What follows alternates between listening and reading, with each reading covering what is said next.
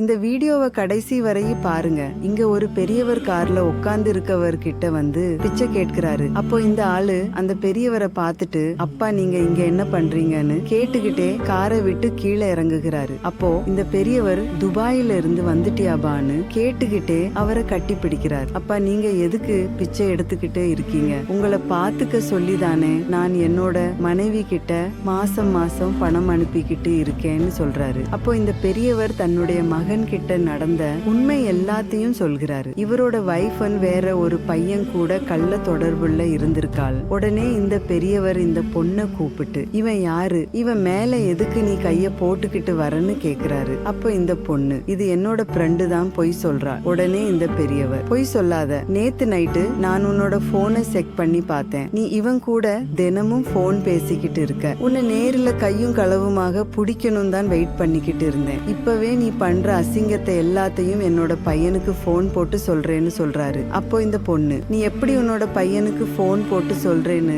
நானும் பார்க்கிறேன். நீ இப்பவே இந்த வீட்டை விட்டு வெளியே போகலனா நான் உன்னை விஷத்தை ஊற்றி கொன்னுடுவேன்னு மிரட்டுறாள். அப்போ இந்த பெரியவர், நான் என்னுடைய மகன் கிட்ட சொல்ல மாட்டேன், என்ன விட்டுருங்கன்னு சொல்லி கெஞ்சுறாரு. அப்போ இந்த பொண்ணு, உன்னெல்லாம் நம்ப முடியாதுடா கிழவா, நீ இப்பவே இந்த வீட்டை விட்டு வெளியே போகலனா நாங்க 2 பேரும் சேர்ந்து உன்னை அடிச்சே கொன்னுருவோம்னு சொல்கிறாள். இந்த பெரியவரும் உயிருக்கு பயந்துகிட்டு வீட்டை விட்டு வெளியே போயிடுறாரு. இதெல்லாம் கேட்டுட்டு இந்த ஆளு தன்னுடைய அப்பா கிட்ட, நீங்க எதுக்கும் கவலைப்படாதீங்க அப்பா, நான் வந்துட்டேன்ல, நான் எல்லாத்தையும் பாத்துக்கிறேன்னு சொல்லிட்டு வீட்டுக்கு கிளம்பி போறாரு. வீட்டுக்கு போய் பார்க்கும்போது தன்னோட மனைவி வேற ஒருத்தர் கூட ஒன்னா இருக்கா. தன்னோட ஹஸ்பண்ட பார்த்த இந்த லேடி உடனே எந்திரிச்சு, இவர் என்னோட ஃப்ரெண்டு தான், என்ன பார்த்துட்டு போறதுக்காக வீட்டுக்கு வந்தாருன்னு பொய் சொல்றா. அப்போ இந்த ஆளு இந்த பொண்ணு கிட்ட, இன்னும் நீ என்னென்ன பொய் சொல்ல போறியோ எனக்கு தெரியல, உங்களுக்காக நாங்க போய் வெளிநாட்டுல கஷ்டப்பட்டு பணம் சம்பாதித்து அனுப்புனா, நீங்க கல்யாணம் ஆனதுக்கு அப்புறம் வேற ஒருத்தனை பாய் ஃப்ரெண்டா வச்சுக்கிட்டு சந்தோஷமா இருக்கீங்க. சரி என்னோட அப்பா எங்கன்னு கேக்குறாரு.